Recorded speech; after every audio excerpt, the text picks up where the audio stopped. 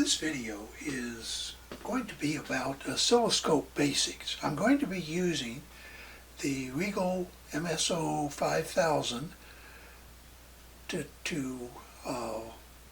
demonstrate some of the introductory issues that you might want to consider. Now, if you're quite accomplished in oscilloscopes and you're very familiar with your own oscilloscope and so on, then you might want to skip this video. But if you would like a little bit of review, or if you're like me, you always like to go back over things because you'll pick up a point here and there that you missed the first time through. Well, I hope you'll stay tuned. If you're a beginner, then this is the video to start with, at least in the series that I'm doing. So what I'm going to do is turn on the MSO5000, and while it's booting, I'm going to want to talk about why it takes so long to boot, and that'll also give me an opportunity to show you a little bit about how a modern oscilloscope is constructed. This diagram I took out of a British journal, and that's the reason why you may notice a little bit different spelling. The UE instead of just ending with G on analog and so on. But this gives a pretty good block diagram of a modern oscilloscope. Now, in the past I've compared the old analog oscilloscopes to modern digital oscilloscopes, so I'm not going to do that here. Instead, I'm just going to talk about the things that make up a digital oscilloscope, which is almost everything that people buy these days. Now, I don't discourage people from going back and buying one of the analog oscilloscopes from back in the day, but it's probably better not to start with those, at least at this point, because you will become accustomed to some things that you'll later have to learn from a slightly different viewpoint. It may be better to start fresh if you're just starting out with something like this. So, what is this? What are these blocks and how do they go together to enable you to display waveforms and analog and digital signals on a digital display? Well, the way that most oscilloscopes work is they have an analog input channel. Now, I say most because there are some that are sampling oscilloscopes that actually sample directly into the analog to digital converter. But most oscilloscopes, by the way, those are very specialized, lab quality, and very expensive instruments. But the average thing that you might find in a lab, or you might want to buy for yourself, will have analog inputs, usually 2 channels or 4 channels, that feed one or more analog to digital converters. Now, depending on how much you're willing to pay and how many channels you want and what sort of performance you're looking for, you could have 1 ADC per channel, but that's not the usual way to do it. Normally, the analog to digital converter is shared among 2 or more of the analog inputs. It is controlled by a field programmable gate array, sometimes also called the processor, sometimes also called the digital signal processor, or DSP. The purpose of the DSP, processor, FPGA, whatever, it's basically the brains of the operation. It runs everything. It takes the outputs of the analog to digital converter, which is just a number, a binary number, and stores it in memory in an appropriate way. At the same time, if you have digital channels, notice that there's analog and there's also, in some scopes called mixed signal oscilloscopes, there are digital channels. It's called mixed because they mix analog with digital. And once again, the brains control those digital signals and how they are put in memory. Also, some oscilloscopes today come with arbitrary waveform generators. Just think of this as a generator for now. It generates signals that can be used in various ways, but this is nowhere near necessary for an oscilloscope.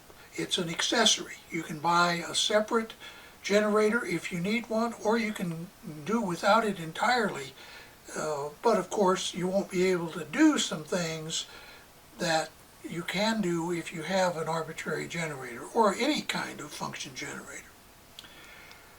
Now, the brain's FPGA also controls the HMI processor. The HMI processor is basically a high memory rate interleaved processor that accesses, through the FPGA, accesses memory. And based on how the controls are set, it puts data on the display. Now notice that there's no direct connection from the analog input to the display, as there was in early oscilloscopes. Instead, it all goes through the FPGA. So, the purpose is to sample signals into memory and then take signals out of memory, process them, and apply them to a display. Let's now talk a little bit about sampling. And I'm not going to go into it in detail. And if you miss some points here, or you get a little bogged down, don't worry about it. We'll come back to this. It's a complicated topic. But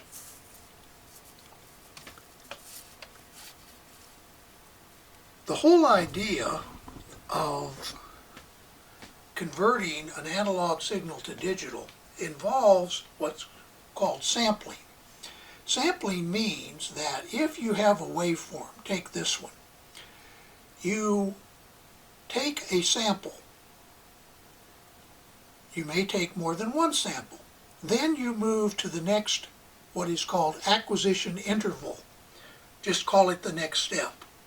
And you take one or more samples there. And you continue to do that. And you save these samples.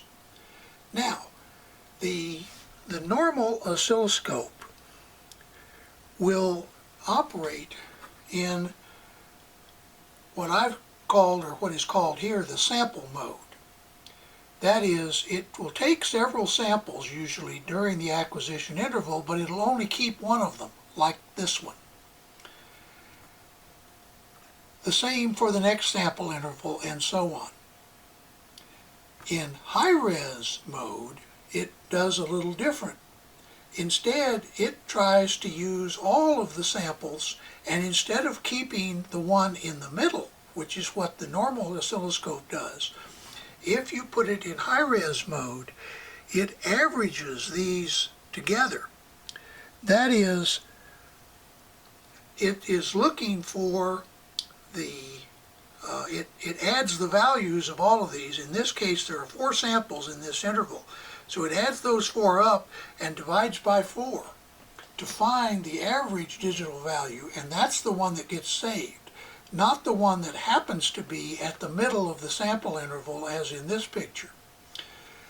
Why is that of use? Well, it actually reduces noise, because if one of these samples is a little bit off because of a little noise spike, the other 3 samples will average out the noise to some extent. Now, there's another way of doing the same thing, which is called average mode. And in average mode, you don't, this is average mode down here. In average mode, you don't average the samples in one sample interval. Instead, you average this time through, then the scope goes through the entire cycle, comes back and samples that same waveform again, and so on. And you average each of those cycles of the waveform. It's often called the record interval.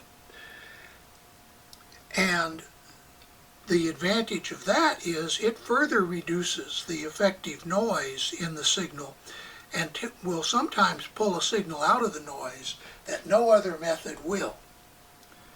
There is finally a peak detect mode that attempts to find the highest value in each sample interval and the lowest value in each sample interval, and those are the samples that it keeps. The purpose is to detect the maximum difference between the high and the low in each pair of sample intervals so that you can detect little glitches that might occur. If you have not fully grasped all these sample modes, don't worry about it.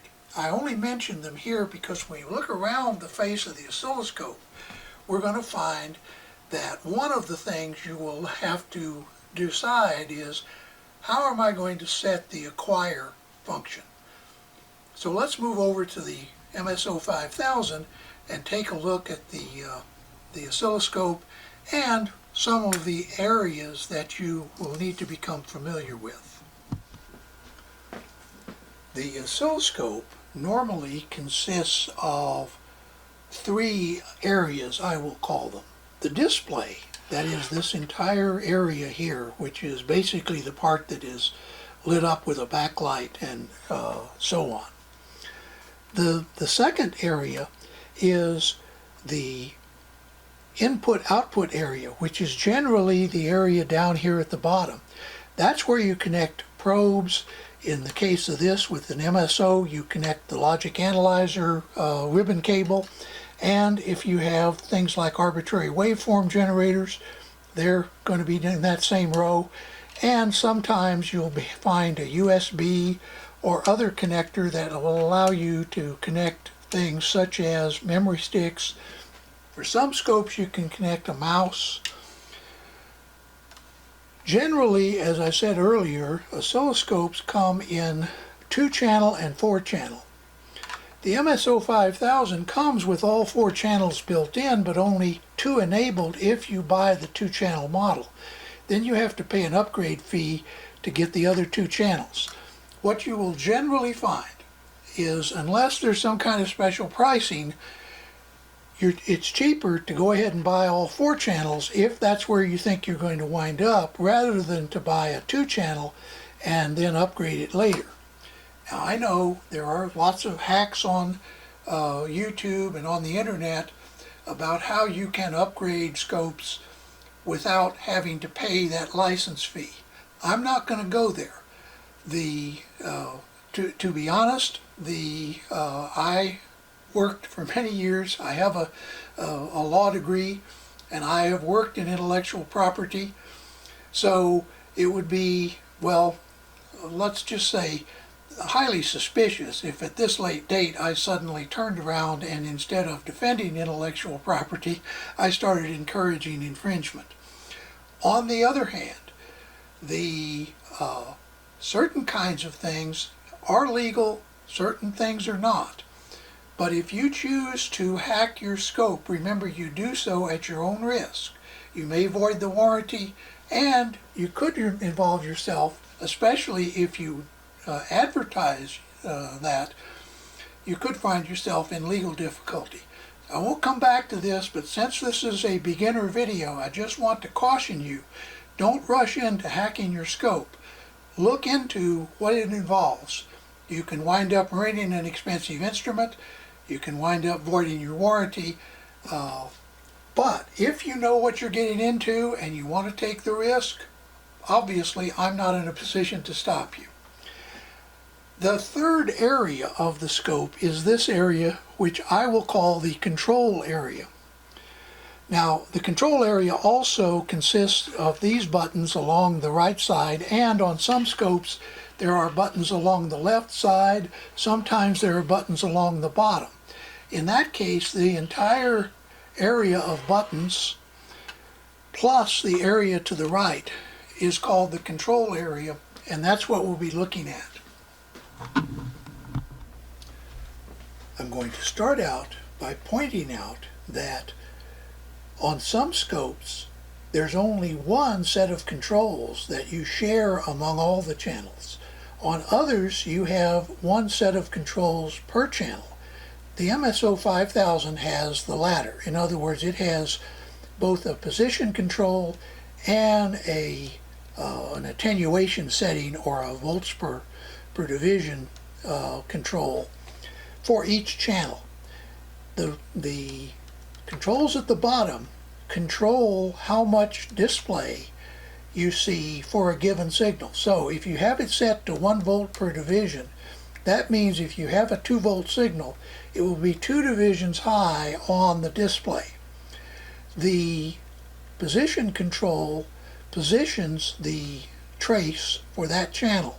So if you want it at the bottom of the screen, or the middle of the screen, or the top of the screen, you can move it up and down. Now I'm going to move up to this area and zoom in a little bit more, because this is where all the action is. Notice that on the left you have what they normally call a multifunction control. This is the control you generally use when you have invoked one of these menus and you want to change a value. If you want to scroll up or down among a value, you use this control. We'll look at that in a little bit. There is also, as a quick key I won't get into, G1 and G2 are the generators. There are 2 generators in this oscilloscope. Then, moving over to the right, you find the horizontal area. And I think, yeah, it says horizontal. I don't know if you can read that. That's within this oval here. The larger control is time per division. So if you have this set, for example, to 1 microsecond per division, that means if you have a 3 microsecond signal, it will be 3 divisions wide on the display. This is the position control. It moves the display left or right so that you don't have to just look at the middle of a waveform. You can move way over to the right, way over to the left, and so on. There also is a zoom function, which we will not talk about in this video, but when we talk about looking for anomalous signals, or wherever you want to look at detail, you might want to use the zoom function. There also is a search function, which allows you to search through the memory of the oscilloscope, looking for certain things. Once again, we won't talk about that in this video, but maybe in a subsequent video. On the far right is the trigger and menu for the trigger. At the top is the menu key. Below that is the trigger level control. So when you're adjusting the trigger level, you turn this control. The trigger level is the place on the waveform where the scope begins to display in the center of the screen. Now, a digital oscilloscope will display both waveforms before the trigger and waveforms after the trigger, but the trigger is generally in the middle of the screen. But if you move the horizontal position control, you can move the trigger point way to the left, way to the right, or you can just keep it in the center, which is the normal place that it is. Below that is the mode. There are 3 modes on most oscilloscopes. There is auto, normal, and single. Most scopes come up in the auto mode. If you are looking for a particular kind of signal, you'll want to use the normal mode. But you often use the auto mode just to get everything set up, and then you switch to the normal mode. The third mode, single mode, is used where you have an event that occurs and you want to catch it and then look at it. It takes a snapshot rather than a continuous display. And the key below that is called force. When you have the oscilloscope set in either the normal or single mode, you can force a trigger by pushing this button. Instead of waiting for the signal to cause a trigger, you can force one. That is useful in some cases. We won't talk more about it in this video. In the next section is the control menu. There is a measure set of controls, an acquire. We talked about the acquire a little bit when we talked about how the memory is managed in and how samples are taken into memory. Remember the difference between the normal sample mode, the peak detect mode, the average mode, and the high resolution mode. That's all under acquire. Storage is how you can save waveforms to things like memory sticks.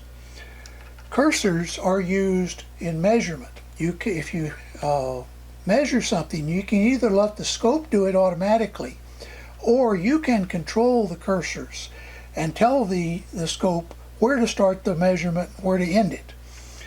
Display is what it says. It just controls everything on the display itself, things like brightness and grid illumination and so on.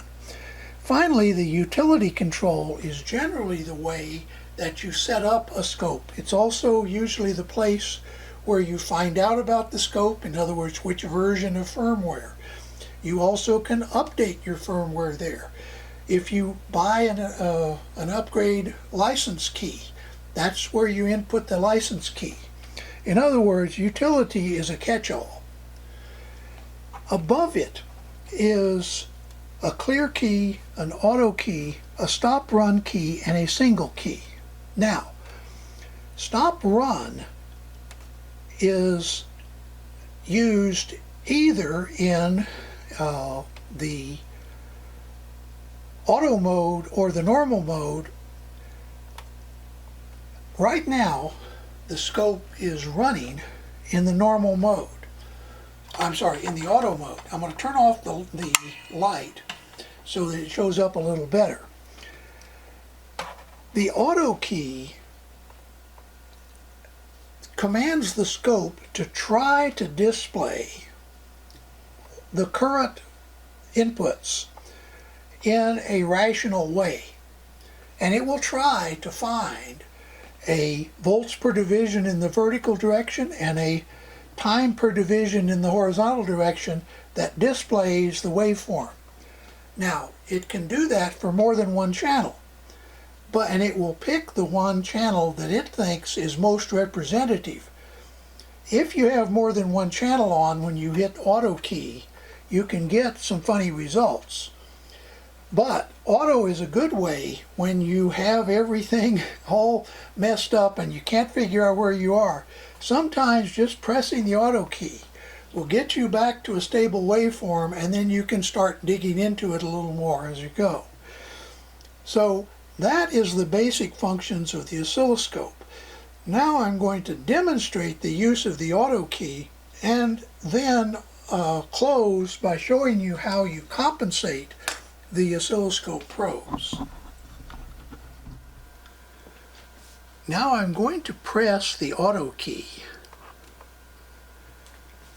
Notice the scope has figured out a way to display channel 1, which is in yellow, and it gives you some choices over here.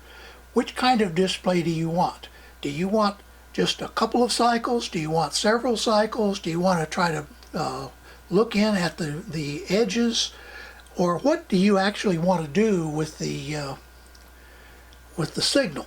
We're going to press auto again because I accidentally touched the screen there, and it zoomed in on the rise time of this signal.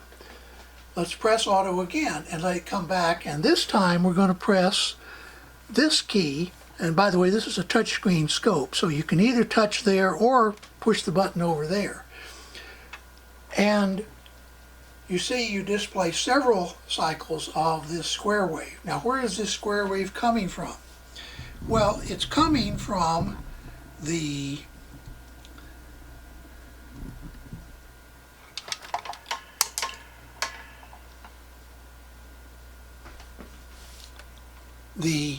compensation signal that almost all scopes have.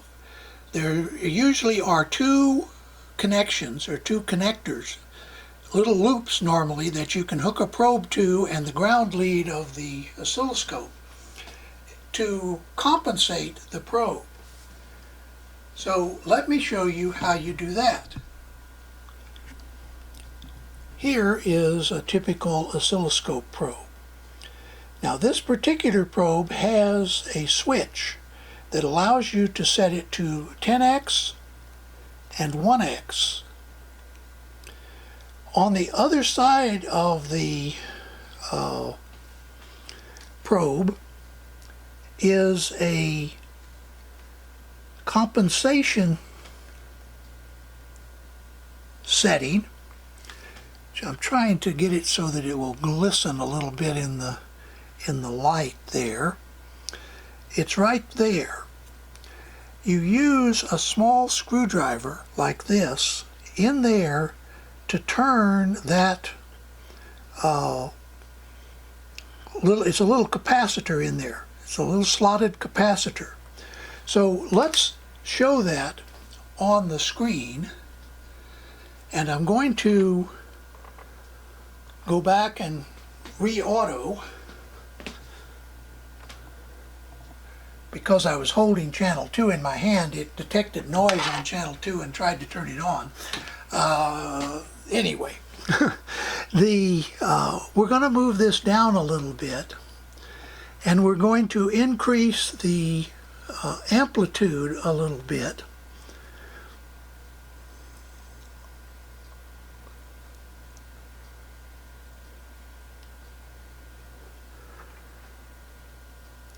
Like that. Now I'm going to adjust the compensation of channel 1. Watch the corner of this display.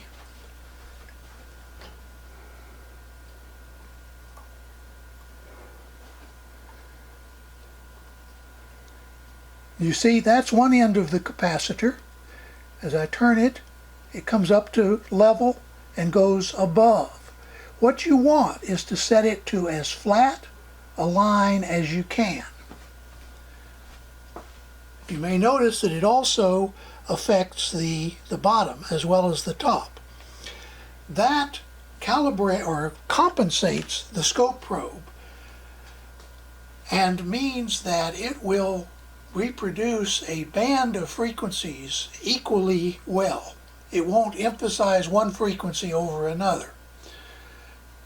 So that is the way you compensate the probes. I suggest that you check your probe compensation every time you sit down for a new session with your oscilloscope. It's also not a bad idea to refresh your recollection of how the scope operates and how the controls operate. Get out the manual. It's free. They don't charge you for reading it. And you'll find that it saves a lot of trouble. Even if you've been working with oscilloscopes for years, especially if it's something that new, a scope you've only recently bought, or maybe one you're using in a strange lab somewhere. Maybe you worked in a student lab and you're now working in the graduate student lab. Every time you change oscilloscopes, you really should re-familiarize yourself with how the whole unit works. Different manufacturers use different names for things, so something you learned with Tektronix may not apply if you're working with a Keysight scope. Similarly, Rigol isn't the same as Siglant, and so on. If you keep in mind the simple model that we looked at earlier as to what's going on inside the oscilloscope, you'll be able to figure out where to find what you need to know in the manual. There also is a help system with this scope that can be very useful. Notice down here in the lower right hand corner of this menu is help. If you press help, you get all kinds of things about the scope, the context, and so on. I won't get into today because almost everything in the help file is also in the manual. Sometimes there are some little things in a help file that you don't find in a manual, and there certainly are things you can find in the manual you can't find in the help. Help should be something you use while you're using the oscilloscope. It's not a good way to learn the oscilloscope, in my opinion. So, a lot of material. I realize it's fairly basic stuff, but I hope it's been useful to you, and if so, I've achieved my purpose. More important, we're going to move on to more advanced topics, and as we do, I will continue to use this MSO5000 as the example, and eventually we will get to using a scope like this to debug a more complicated embedded system. Stay tuned. As always, be safe and have a nice day.